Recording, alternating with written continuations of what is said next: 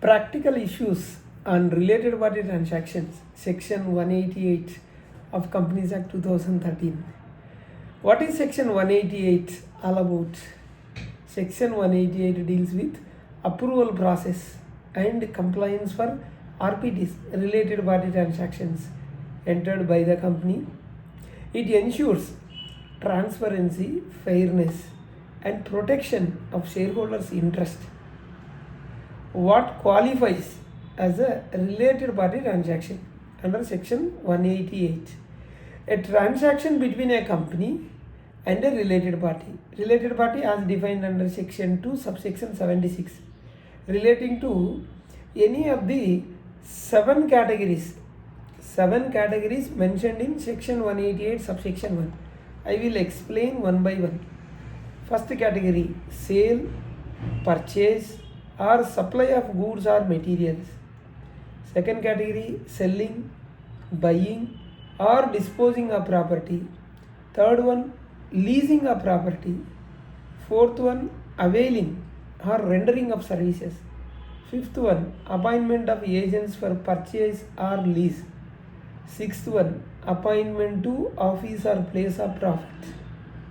Seventh, underwriting of securities or derivatives.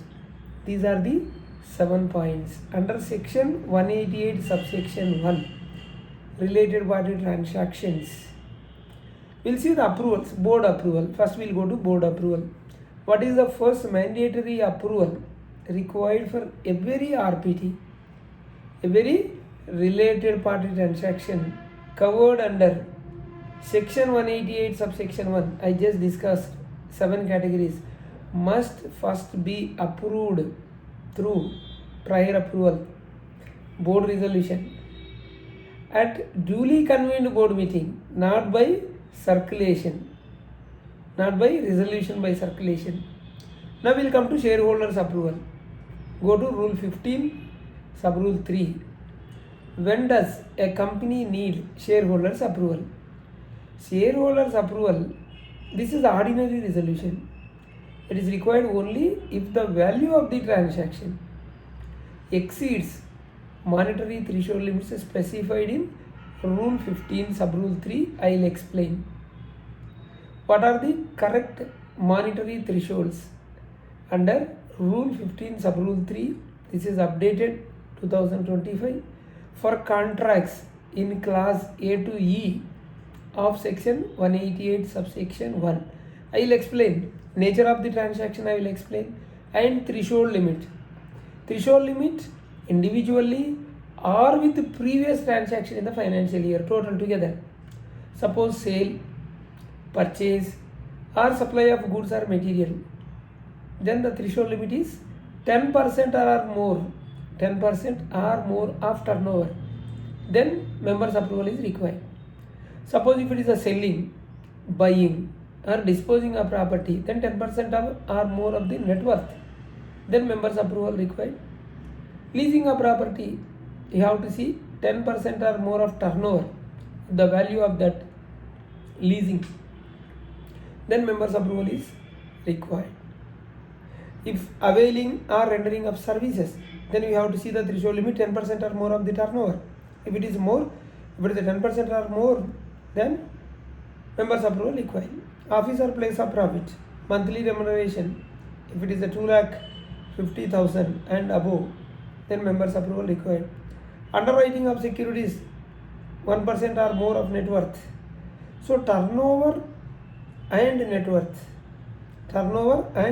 are based on the audited financials of the preceding financial year. So we have to check based on the audited financials. What kind of resolution is required from the shareholders? I just explained ordinary resolution. Why can't special resolution? Actually, special resolution was there earlier. It is removed in 2015 amendment. In 2015 it is removed. Ordinary resolution is sufficient. Can related parties vote on the shareholders resolution? Can related parties vote on the shareholders resolution? Normally no. Related parties cannot vote, neither in person nor by proxy. There are exceptions in this voting restriction for private companies. Restriction not applicable as MCA notification 5th June 2015.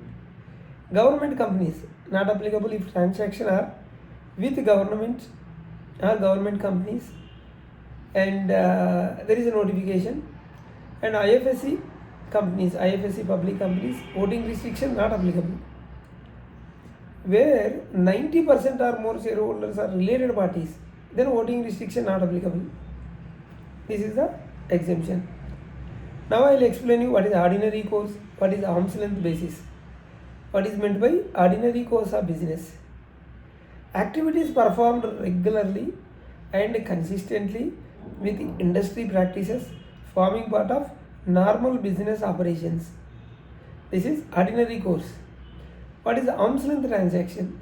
A transaction entered into as if the parties were unrelated, based on fair market value without undue influence. This is arm's length transaction. Clear? Is shareholders' approval required if the transaction is both ordinary course and arm's length? The answer is no. No shareholders' approval required. Board approval is sufficient. Audit committee approval required if section 177 applies to that company. Now we will explain about the disclosures. What is the reporting? What must be disclosed in the board's report? AOC 2. So related party name and contract value, nature and the terms of the transactions. These things you have to mention, disclose in the board's report. AOC 2. RPT disclosure required in financial statement. Is it required? Answer is yes. AS 18, Ind AS 24, Schedule 5 of SEBI LODR. Applicable to both listed companies and unlisted companies. Yes, disclosure is required in financials. What if the transaction was entered into without prior approval? So it must be ratified within 3 months by the board or shareholders as applicable. Ratification, indemnity, and we'll also discuss about the penalties. What happens if ratification is not obtained? Then transaction become viable. Director concerned who involved must indemnify the company for losses if any. Then can the company recover those losses from director or employee? Yes, section 188 subsection 4 we can recover. What are the penalties for violation? Companies Act, after Companies Act Amendment 2020, listed companies penalties 25 lakh, other companies 5 lakh. This is as per section 188. Is imprisonment applicable now? No imprisonment. Penalty is purely monetary post 2020. There are some exemptions. Are private companies exempt from any provisions? Answer is yes. Restriction on related party voting is not applicable. And what about the government companies? Yes, shareholders approval and voting restrictions do not apply when RPT is with the another government company and central and state governments. And IFSC public companies also exemption is there. Voting restriction on related parties is not applicable. What about the transaction between a holding company and WOS, only one subsidiary? Shareholders resolution not required if accounts are consolidated. Consolidated statements are placed before the shareholders. Another question, audit committee, we will talk about the audit committee and listed company compliances. Should RPT be pre-approved? Answer is yes.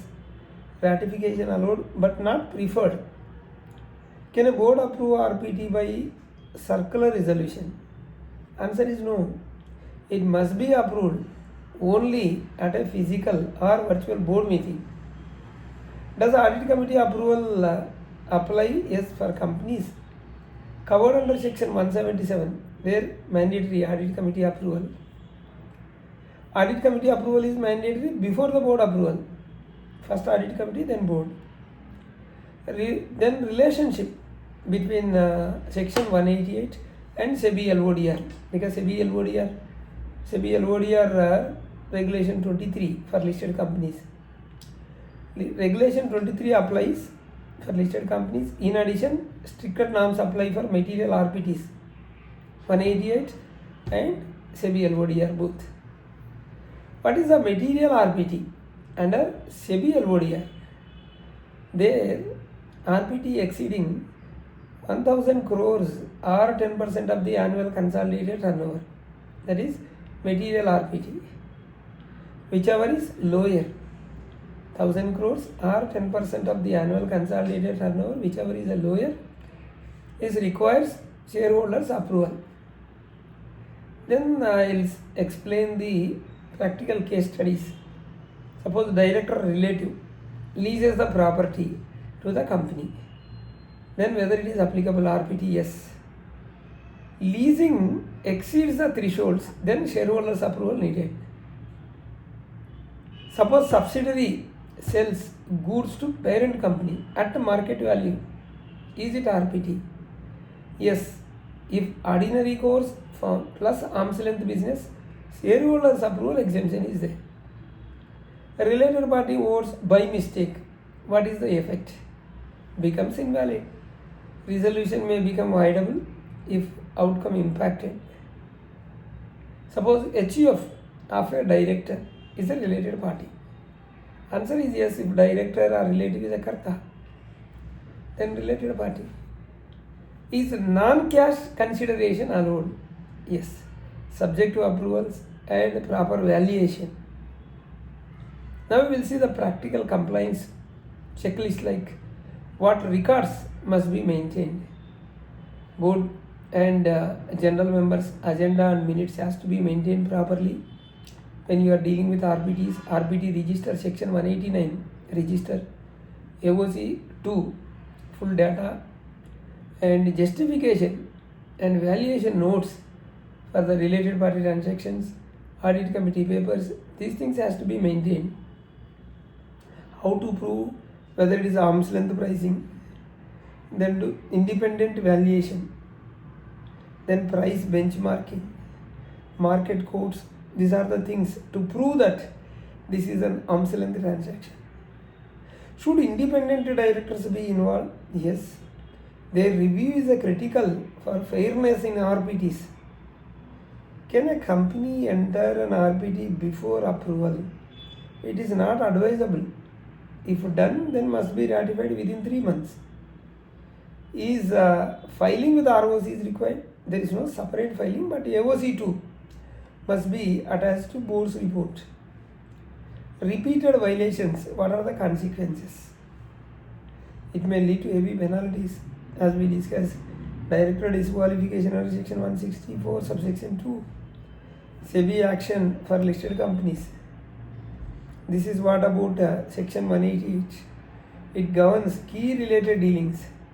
Board approval always required. Shareholders approval only when thresholds under rule 15 sub rule 3 crossed, and arm's length plus ordinary course, then no shareholder approval required. Multiple exemptions for private companies, government companies, IFSC, only one subsidiaries. The penalties are monetary only, no imprisonment post 2020. Then audit committee approval is mandatory, where section 177 applies to the company. Listed companies follow strict LODR, SEBI LODR norms. This is what about section 188. Hope we are clear. We have 2 channels, RR Corporates, RR Legal Talks. Please do subscribe, hit the bell icon so that you will not miss any of our latest videos. Bye.